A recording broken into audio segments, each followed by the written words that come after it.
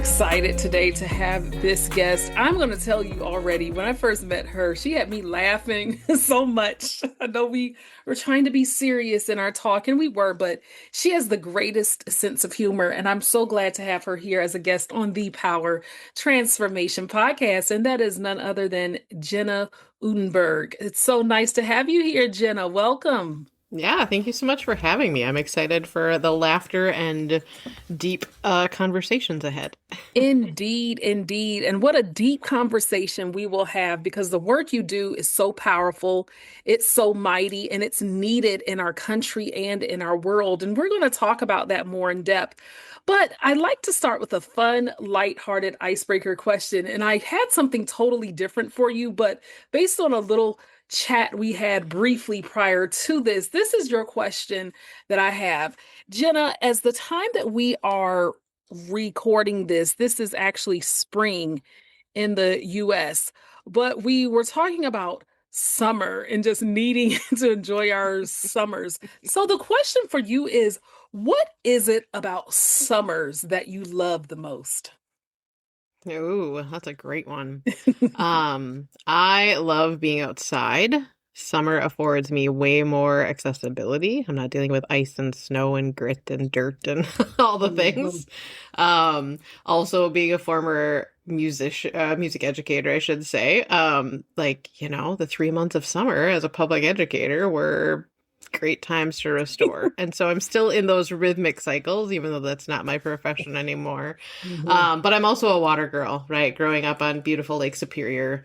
If I can be sitting out anywhere, doesn't even matter if it's like just a small little creek, right? Like as long as there's water Mhm. flowing, doing something, maybe a fish in Yes. there, maybe a loon, one of my favorite sounds.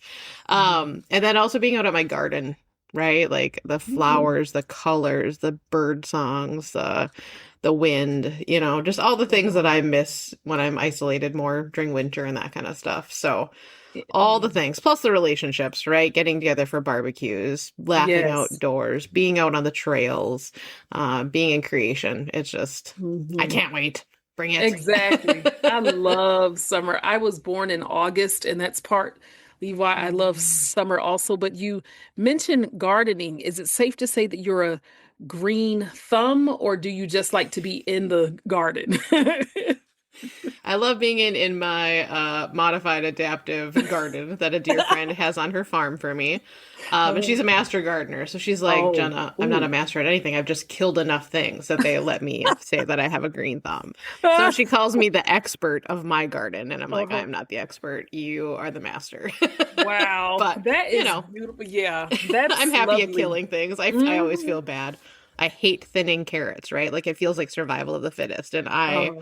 am not about that, right? So it's like let them all do their thing. It's Uh-huh. fine. But there's a And reason. It's fine. yeah, exactly. And everything you mentioned about summer resonates with me. As I think I shared with you, I too am a former educator, and we needed those summers. And for anyone who always said, oh, teachers get summers off, don't count the professional development we had to do and different things we did to prep for the year. And I Right. always told people, unless you worked in a year-round school environment, we're 10-month employees and got paid for 10 months of work. And people did not realize that, like, oh, I didn't know that. We might Yeah. have our checks stretched over the year, but it's 10 months worth of pay. But summer is that time to just rejuvenate, reset, enjoy life in general. I love summer, absolutely do. And Mhm. you definitely, in a metaphorical sense, bring summer to so many people's worlds by just how you give them accessibility, you make them know that they are valued and worthy and worth it, you know. And before we dive into exactly what you do, how would you answer this question?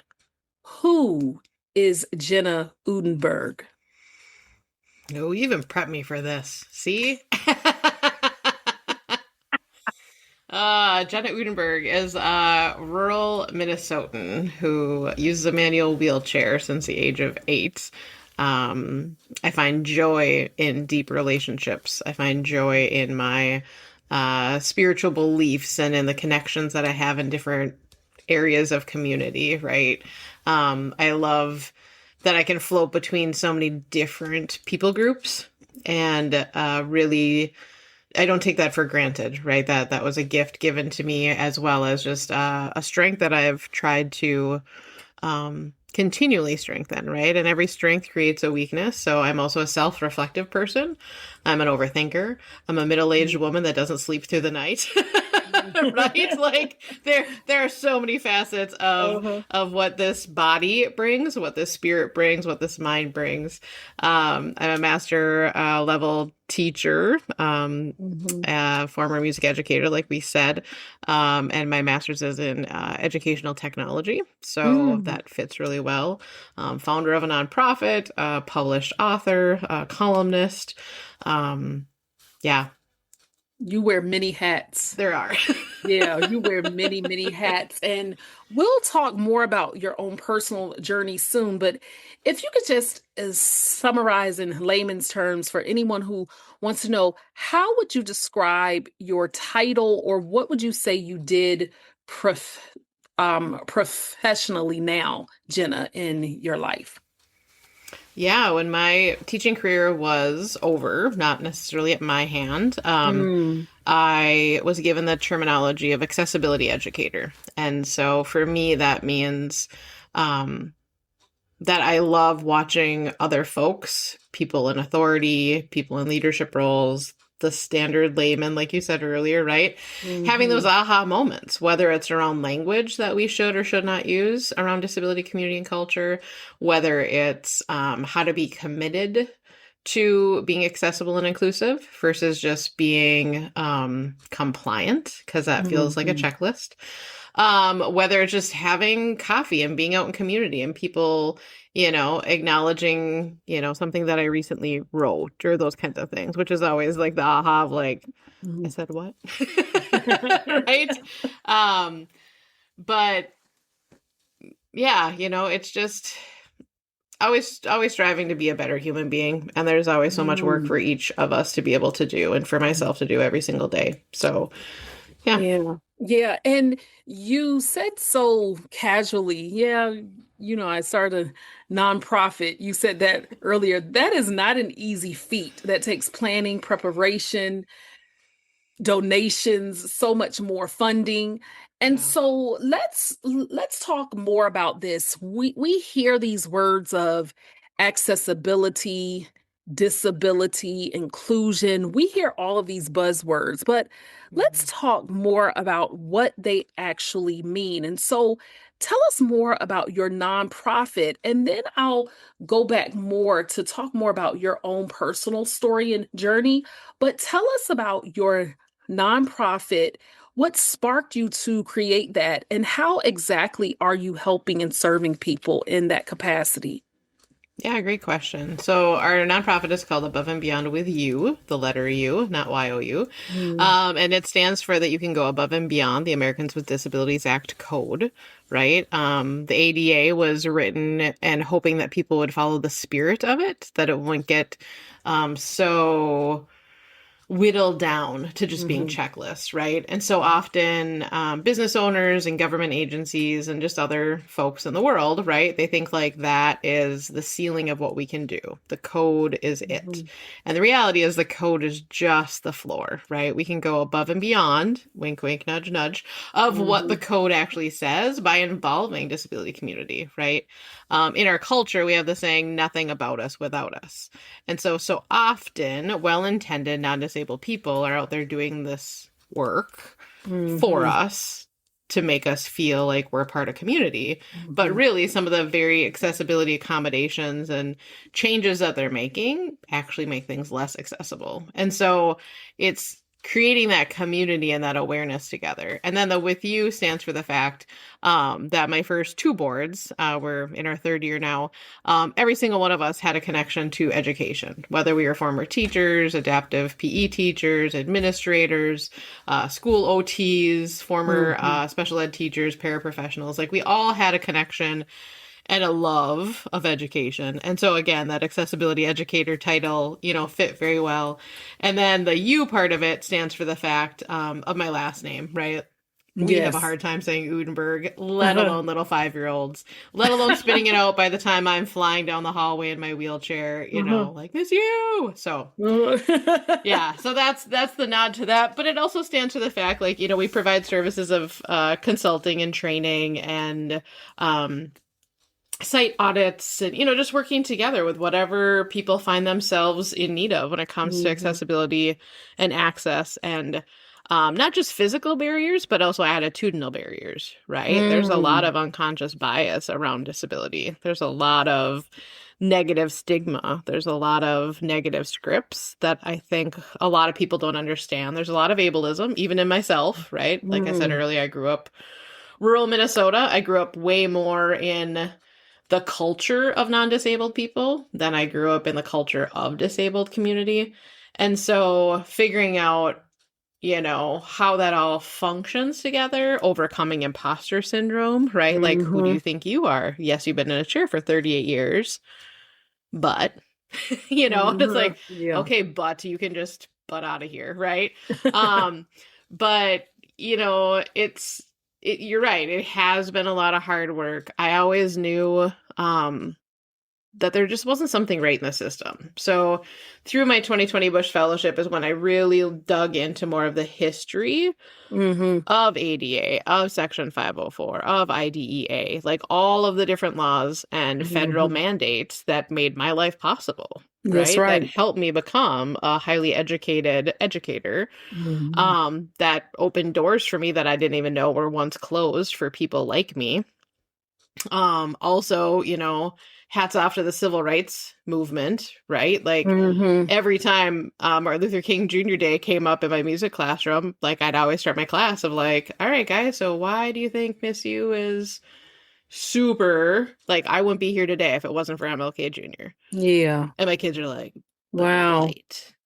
And Mhm. but you're a female, but you're, like they just come up with all the silly things that, kid I shouldn't say silly, but just Kid very things. Yes. Uh-huh. comparison things of like why, Mhm. and it's like had that movement, had those people not put their life on the line to do that work, our minority group would have not had the courage, had the Mm. role modeling, had the framework, right?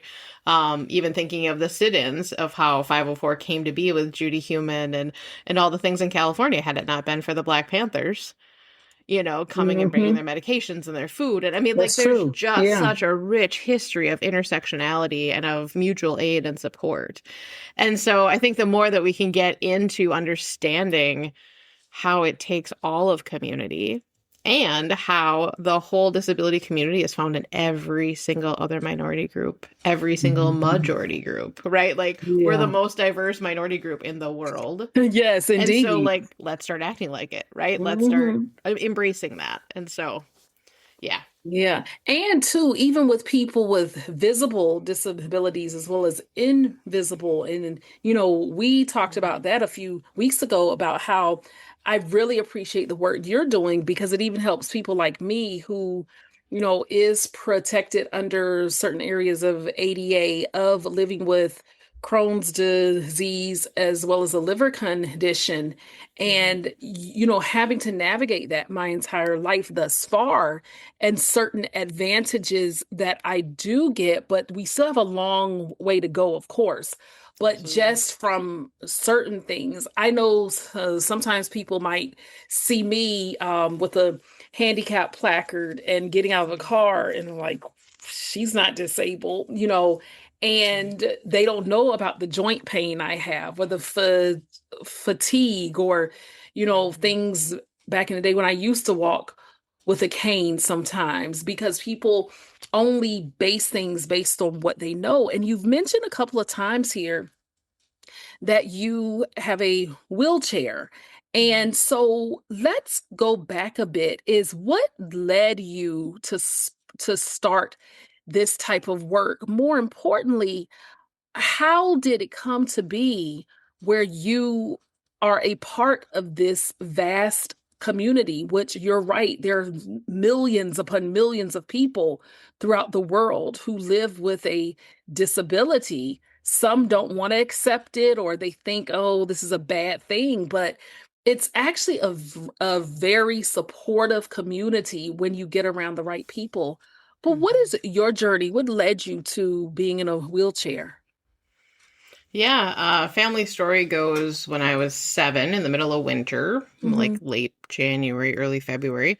The family was out skating at a flooded pond area in our small town, and I had a fall. And the next morning, this memory I have, the fall I don't have. Okay. I was getting ready for first grade, and I was in a bubble bath in a goldenrod bathtub. Hmm. And I remember I was probably screwing around because what first grade, is like, ooh, Yeah. got to go to school. Yeah. And all of a sudden, out of nowhere, my right knee came to the surface, and it was like the size of like a softball to almost a volleyball. And my Wow. other little knee, my left knee, was just, an American baseball or, typical first Hmm. grade little knee, maybe a tennis ball. Hmm. And of course, like any little girl, I screamed for my mommy because mommies make things better. That's right. Saw the doctor that was my labor and delivery doctor, and he's like, I think your daughter has water on the knee. And my dad Mm. used to work for the volunteer ambulance service back in the 70s and early 80s. And he's like, my daughter's not an athlete. She doesn't Mm. have water on the knee, and no, you will not be shoving a needle into her knee.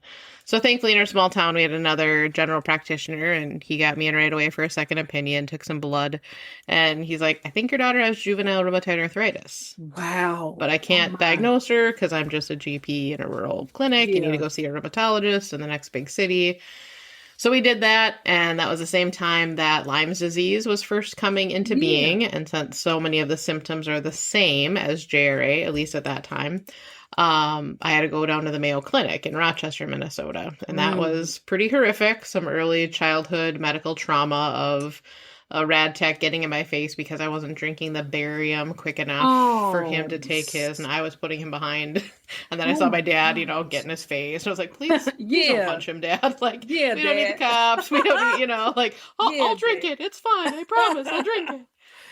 And then, and that was my first experience also being around folks of, accents and English as a second language and big medical jargon. And so, it was just a lot of like, I'm sore, Mm. I'm in pain, y'all don't make any sense. Oh, but you gave Yeah. me a lollipop. Oh, you gave me a sticker, right? Like speaking the Yeah. currency of children. Exactly. Uh-huh. Those And made everything better. right, like, okay, Mhm. I'll hang out here, but please stop poking me with needles and Mhm. probes and all the things. Um, and I also remember, and this is written in my book too, I remember being in a nice restaurant. Like there was carpeting Mm. on the floor, and there's this weird guy that looked like a penguin, meaning that he was in a tuxedo, so he was a Uh-huh. maitre d', but I didn't have those words as a first grader, right? Mhm. I was just like, this is weird. We don't Yeah. have this in rural Minnesota. What's going on? And the one doctor had given my mom, I think it was just aspirin, and they wanted it to get in my system right away. And I'm like, I don't know how to swallow pills. So she had to Mm. crush it up and put it in my mashed potatoes. And I just looked at her and dad, and I was like, if you make me eat that, I will Mhm. puke.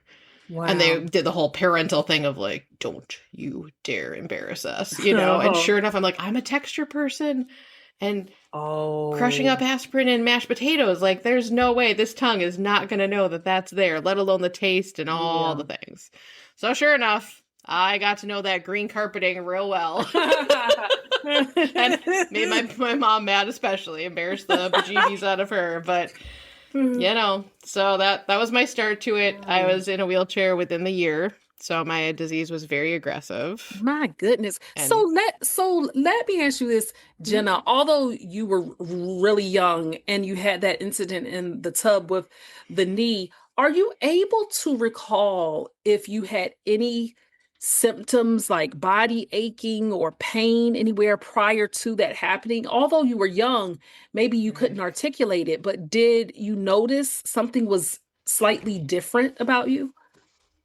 Not that I'm aware of. Like, of Okay. course, after the diagnosis and, like, between the fall and all of that, yeah, I was super achy. Everything Mm. was in pain. I was kind of like a Jenga slash Jumanji game because it would be like Wow. right knee and then the left ankle and then the right hip and then the left elbow and like so it just kept zigzagging throughout my body, which now I understand of your other sides of your body compensate. So Yeah. then you're making them stronger and or weaker. And of course, I just became a hot mess, right? Hmm. Um, so I had to start using a wheelchair by age 8, had to rent a wheelchair, like the smallest adult chair, because at that time, this is Hmm. 1988, there are no pediatric chairs, there are Yeah. no lightweight chairs, there are, like all the things we have today That's were right. not around, right? So you got to Mm. put yourself back in that decade. Also, there wasn't accessible school buses at that time, at least where I Hmm. lived. So, having You're my right older about that. sister and my dad Yeah. like lift me up the stairs and Hmm. getting, bullied by other older high school kids that were on the bus with me and the bus driver pulling over and putting that kid against the bus and saying you're walking to school, which now would Wow. never happen because that's a whole bunch of liability and not okay Exactly. stuff. But again, 1988 to 1990, that was a thing. Wow. Um, and a lot of things were just because people didn't know, right? And I faced a lot more discrimination and bullying from older kids, a lot more curious questions from younger kids. And my classmates were just fantastic. I don't really Hmm. remember having any issues, or if there were issues, my friend group would just be like, knock it off. That's really great So, because, yeah, childhood can be challenging enough, but to know you had a support system and circle really made a difference. And so mhm. as your life went on, you have this diagnosis. How, Jenna, did you get to the point of still attempting to have some type of normalcy? And what was a pivotal moment in your upbringing, in your childhood years, even perhaps even you as a teenager, that started sparking the idea that you were meant for more than just this label of your disability? Yeah. So again, I always say that I'm thankful that I became disabled as a child because that Hmm. was my normalcy, right? Like I didn't know any different. Like yes, I have Yeah. memories of walking and doing cartwheels and vaguely running, right? But again, like to me it was like so it looks different. Doesn't mean that every moment was roses and peaches and unicorns and rainbows, right? There are really hard times. My most pivotal hard time was when I was 15. I had a plan for suicide and Mm.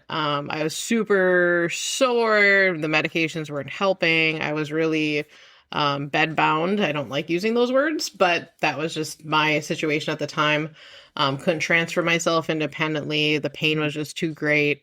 And so I really had, just suicide ideation, had two different plans. If, saving all my medications and trying to overdose didn't work, then I was going to throw myself downstairs and find my dad's hunting gun and, go find the key first, right? Because, of Wow. course, my Yeah. dad was legit and, safe Hmm. and all the things. So just things that in my now non suicide ideation brain there's no way logically that any of that would have happened, right? Hmm. But that just shows how desperate I was for it to be over, and I just wanted Wow. things to be done.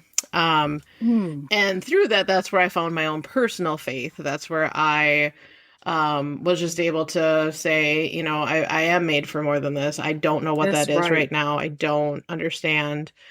This was around the time of the Oklahoma City bombing. It was around the Uh-huh. time of a really now close friend had a house fire. Thankfully, that they and their spouse were okay, Okay, but they good. lost everything. And so that Mhm. was my impetus of like, I got to get back to school. I need to make sure that this person I care about, who's been really pivotal in my life, is okay.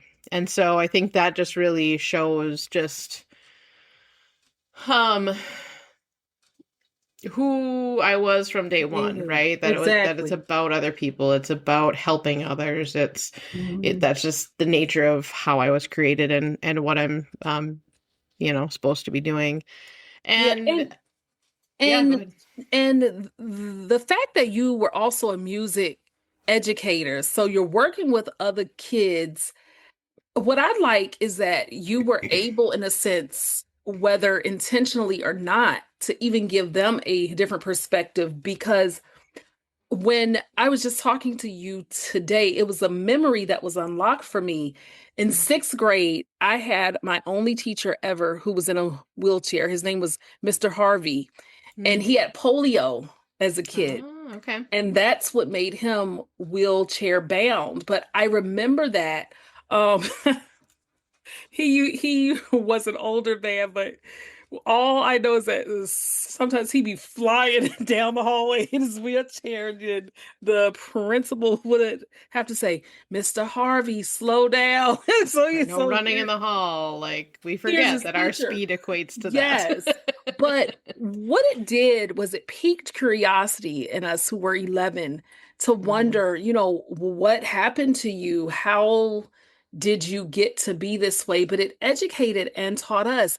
So, were your students ever curious about your journey, and how did you even help them understand more about being compassionate and caring for people with disabilities?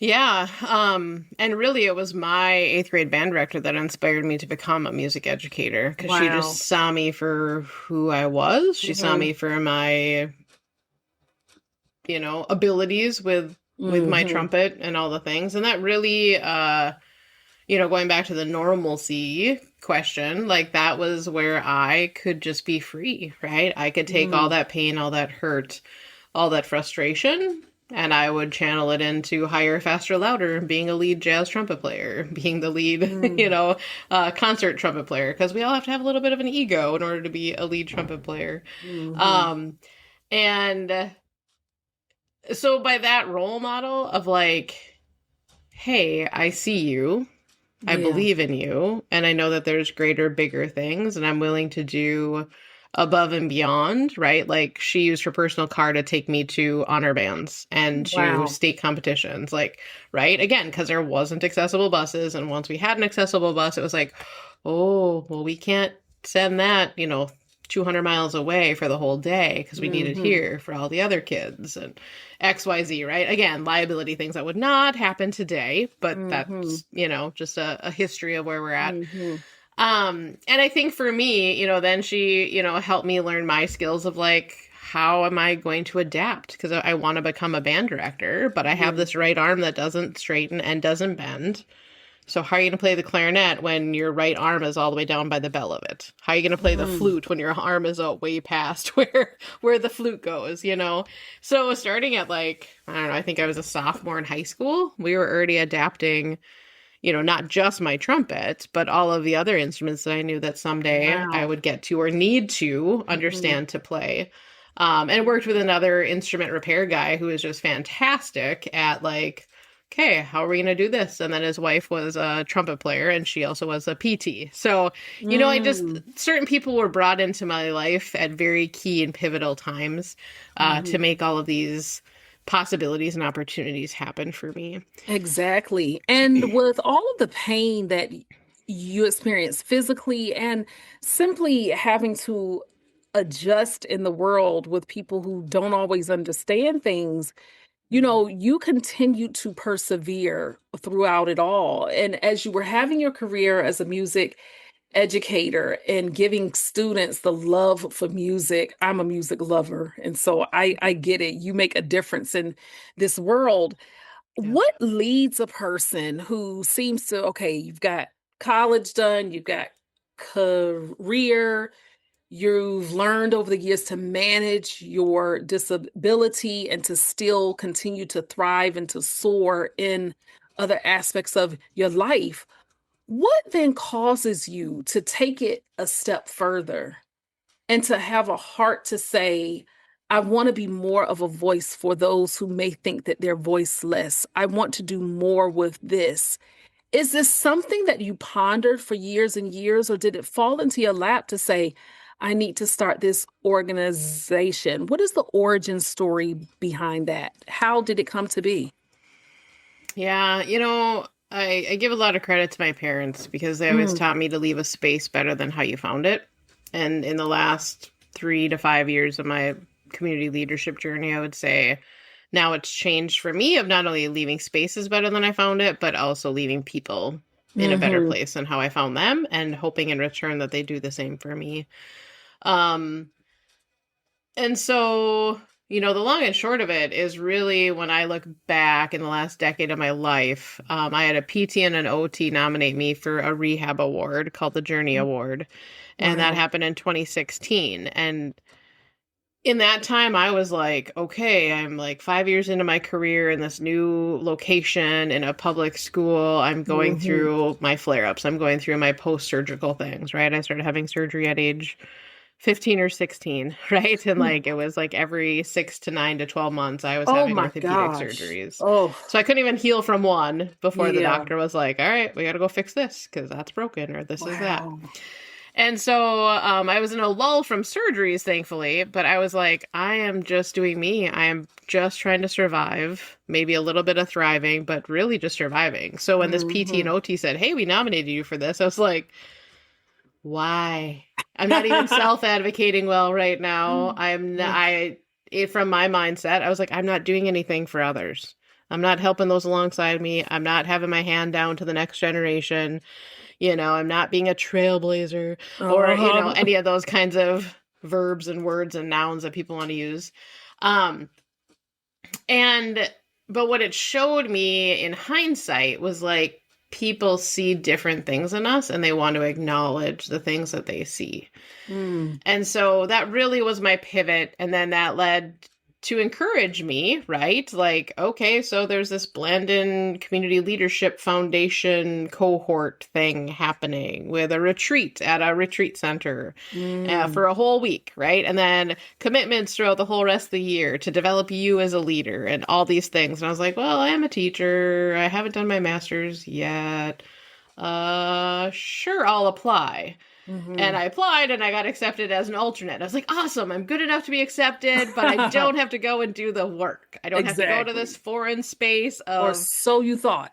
right, of this resort, and I don't have to figure out accessibility and getting my needs met and all the things. So then, sure enough, oh, well, we found some magical funding, and now we're going to have 26 instead of 24. And so now you're up, Udenberg, go to this new space and all the things. And you can, read more details in my book. But Yeah. that just led to like, oh, now I have this whole community leadership family because we all did super hard work together. Many of us were, either burned out or brand new or Mm-hmm. just not sure. Mm-hmm. Um, sorry, can you hear that fire alarm? I can. Okay. So if you would like, we can pause if you want me to so that you can check to see what's going on, or we can keep going.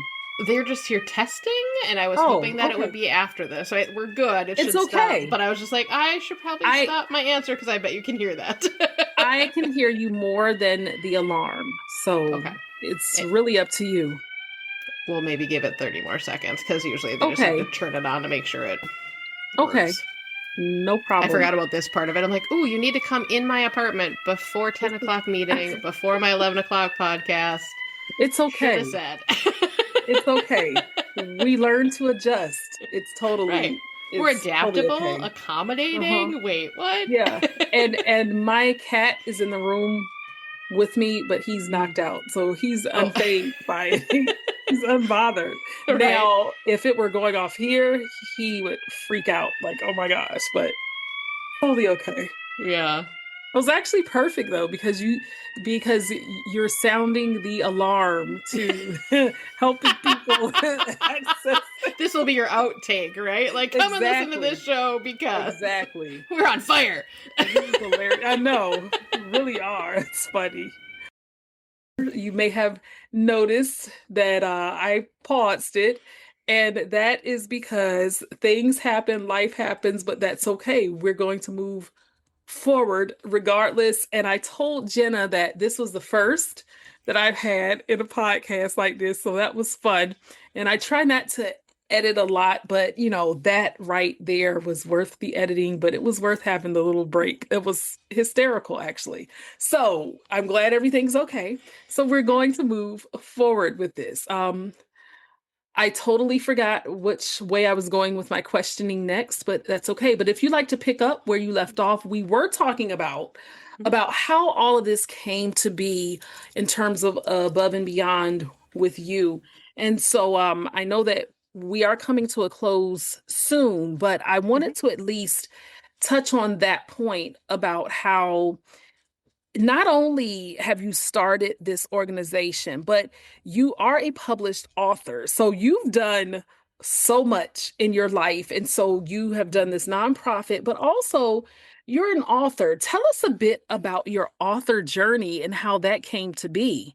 And why couldn't you just leave well enough alone, Jenna? Why in the world did you have to go start writing books? Right. Well, I can pick up where we left off just a smidge Yeah, because sure. that leads into all that. But Uh-huh. bring me Go back ahead. if I go down a bunny trail because I'm good at that too. It's like, okay.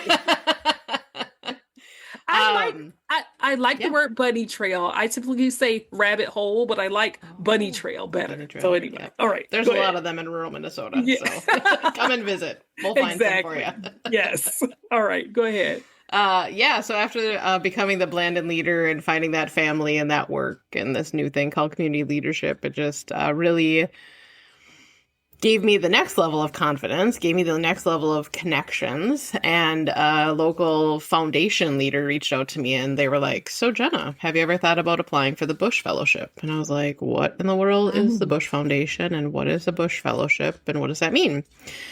And so for listeners, it is an amazing foundation based out of the Twin Cities in Minnesota. And it serves the people of South Dakota, North Dakota, Minnesota, and the 26 tribal nations in those Mm. geographic areas.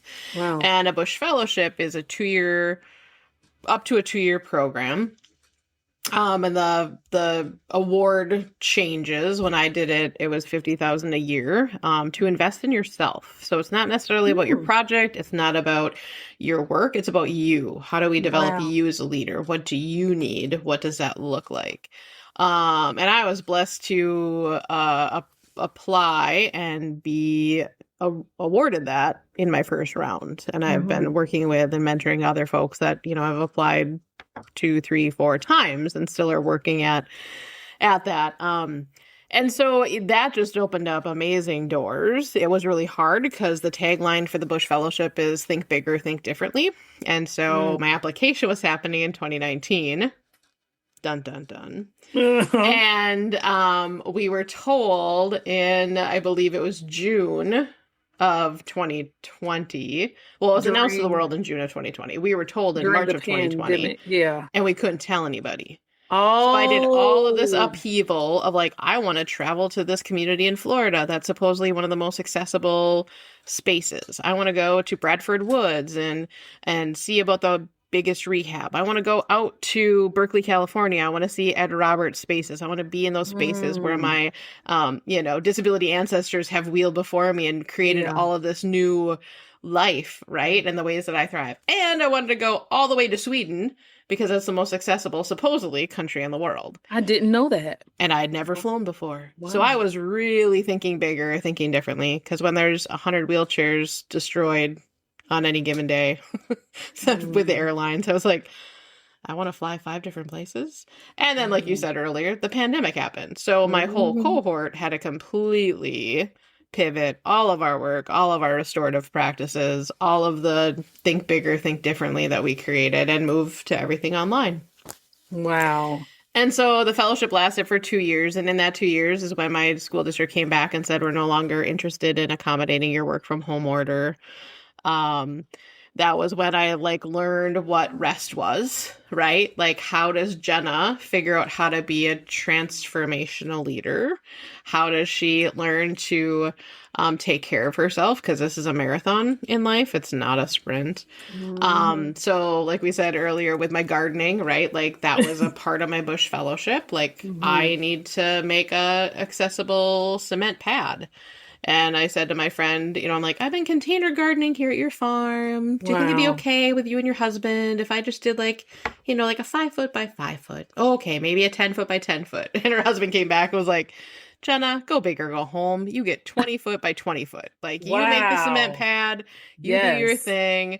and just amazing, right? The restorative rhythms that we need to have in our life to connect with earth and to connect with others and have beautiful color and growth, and it's just Mhm. fantastic. And also, that's when I found out what a real mobility firefly is, which it's an electric third wheel attachment that really turns my manual wheelchair into like a scooter. And Oh, I found wow. the Yeah. love of paved trails. I found the love of gravel trails. I found the love of state parks, like all of these outdoor things that were just inaccessible, unknown to me, all the things, and Hmm. being able to do that. And then the other part of it was like, well, I can't travel, so I have all this funding to do these things. I'm Hmm. like, I've been told since a young age I should become an author. Jenna, you need to write a book. Jenna, you're hilarious. Jenna, blah, blah, blah, right? Hmm. And I was like, all right, but I need to be taught. And so then I was like, oh, your fellowship can help you learn how to Wow. write. That's really important as a future nonprofit founder, right? Hmm. Writing for grants, writing for, leisure, all the things.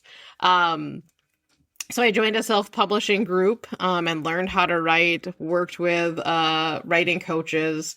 Um, and the best advice she gave me, my first coach, was you're writing a memoir and your story is hard. A lot of people's Mm. story is hard, but you've got some other stuff in your story.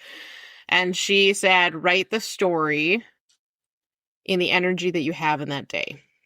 So Ooh, don't come at it as a type A love that. teacher. Yeah. Don't write it chronologically. Write your suicide ideation story when you're down, knowing that you have enough gas in Yeah. the tank to get you through it. But don't come and tell us that story when you're on a mountaintop and super excited in life, because then the Hmm. words that you're using and the spirit behind what you're I like writing, it's that. not going to connect with the Yeah. reader and with me, right? Add more imposter syndrome if you're not being authentically you in what you're writing at any given time. I And so it like took, that. Yeah, yeah, tip. Hmm. yeah, it was very pivotal in that process for me. Um, and it took me about a year to write my book, and I took about 3 months off in the middle of it because I got so tired of hearing my own voice. I got tired Mm. of talking about my own story. I was just over it, right? And maybe that was the pinnacle of imposter syndrome, but it was also Hmm. just like very true. Like we are meant for community. We are meant to be engaged together. We're meant to be interdependent. And so then when you take such a solo isolated thing, like the process of writing your memoir, it just became an unhealthy place. So I was glad that I also was given the freedom to like Hmm. just take the 3 months off and do you. Exactly. And were those 3 months over the summer? I don't remember. Oh, Probably okay. probably somewhere in I there was because I did a curious. lot Yeah. of my writing in the winter when I was Okay. stuck in Yeah. this place. It was dark out most of the time, right? Uh-huh. Like Yeah. just hunkering down, writing and doing. And, in writing that memoir and then even having the nonprofit, I'm certain that there are different themes that come out. And one thing that I know that you are known for is really changing people to think differently about disabilities. And with that being said, what do you think, Jenna, in your personal opinion, and also from what you found, what's one of the biggest misconceptions that the general public has about people who live with disabilities? Ooh, the one? Come on. No, I one know. of the biggest, because there are lots Yes, of them there's a out lot. there. Yeah, one of Yeah. them. That's why I worded it like that, because it's a laundry list. But what is one that comes to mind? I think the belief that our lives are so different or that we are Mhm. inspiring. Those are kind of like the top Girl, two, oh right? my gosh, yes. Um, Yeah. and so we all have basic needs. Just how we meet them might look different or function different, Hmm. but our bodies more than likely all have similar function. It's just how we healthfully help our bodies function, right? Just like earlier when I said I wasn't a big fan of saying bed bound because it was like Hmm. a lot of people will say that for my chair, and I'm like, I'm not chair bound. I'm not wheelchair bound. Like my chair Mm. gives me freedom, right? So it's the connotation and the words in which we use and figuring out what biases or ableism is unknowingly, more often than not, behind those words or those sets of words that we use. Hmm. Um, and then the inspiration side of it, I didn't even think about it, right? I was just like scrolling through Facebook or whatever several years ago. And this lady was like in a manual wheelchair in a supermarket grabbing a can of Campbell's soup. And her whole story was like, what part of this action is inspiring? Is life changing? Is transformative? Oh my Like, gosh. but I had a lady come up to me in the aisle and just say, "Oh, you're so inspiring." And she's like, "Cause I'm pissed This off wheeling through the supermarket because I didn't realize I didn't have a can of cream of mushroom soup to make tater oh. tot hot dish for my child. There is nothing inspiring about this moment, but now you just Uh-huh. made it even worse because you turned it into what we call inspiration porn." And so Yeah. then it's just, it's taking the mundane and making it this big thing. And I love it too because I always, say to even my physical therapist and other people in the rehab setting, I'm like, we're not inspiring. Like, and if we Mm. are, like, if we're inspiring you to change something, that's the thing, Yes. right? Like, Hmm. there needs to be an action or a change, to use that word in my Yeah. ability, right? Or in my presence. Hmm. Um, but I said, there are jerks, right? Just because we become disabled, we get our wheelchair, we get our cane, we get our glasses, we get whatever accommodation we need, right? Our Hmm. supports, doesn't magically make us angels, doesn't magically give us No. a halo, doesn't make our bad days just, oh, great, Uh-huh. right? Like that isn't Uh-huh. what happens. And so the one day my PT just about spit out her water what I said, we can be jerks too, like Sure can. Girl, yes. If you have the wrong day, you don't want to be bothered sometimes. It's true. right. That's true. You We are are all probably the human. first person. Yeah, and you're probably the first. I'm so glad that you see, I know that you're going to be you. That's not something I ever. Now, what I'll typically say in interviews is that every day isn't happy. Like I get sad, I get angry, Mhm. depressed, but you're right. Sometimes you don't want to be bothered with anybody. You don't need people telling you, oh, you're so encouraging or Yeah. motivational and all that stuff. I'm like, okay. I mean, you Yeah. appreciate it, but I love how you put that because and audience, be very clear. We're not saying that we don't want certain aspects of our life to be inspirational to you, but it's true. We're human beings navigating this world just like everybody else in this life. And that is Mhm. so key. And so you even said when we first met about getting rid of that inspiration porn. And I had never heard that term, but it's true, getting rid of that Yeah. because that's not our necessary intention.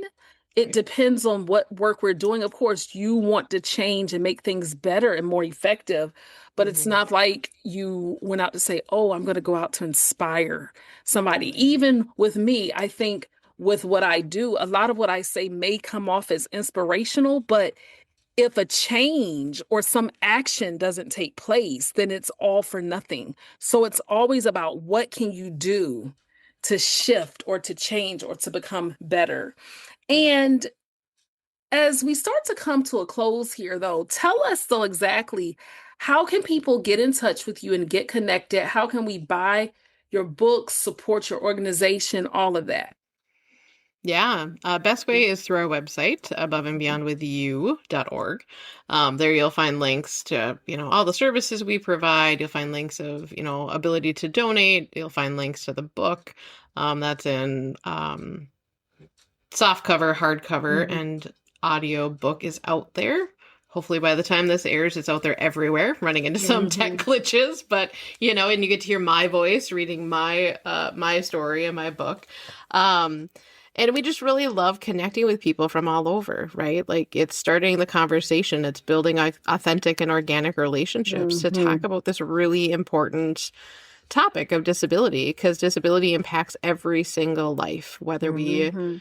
cognitively realize that or not. And then, like you said, how do we go from just being inspired or feeling that inspirational feeling to then turning that into real change that, Yeah. is palpable, that is making policy and procedure changes, that's making law changes, that's making spaces that are thrivable, not just survivable or potentially passable, right? But Hmm. spaces where we can all be in community together. That's Um, true. Yeah. so yeah, there's lots of ways to get involved and to connect with us. And then we're also on Facebook, LinkedIn, and Instagram. And so you'll see different videos and stories and random things from me and my board and other disability Yeah. community things that we should know about and be connected to.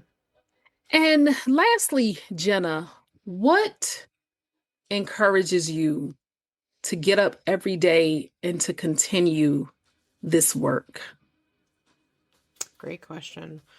Um, it's the relationships, right? It's thinking about my kids that were in my adapted music class. It's the work that we do in community. It's changing one attitude at a time, right? Mm. Getting one bad word out of somebody's vocabulary each day, myself included, right? Like I am on this journey just as much as anyone else. And so that is encouraging. And like I said earlier, right? Like leaving spaces and people better than how we found it, but then also hoping they do the same for me.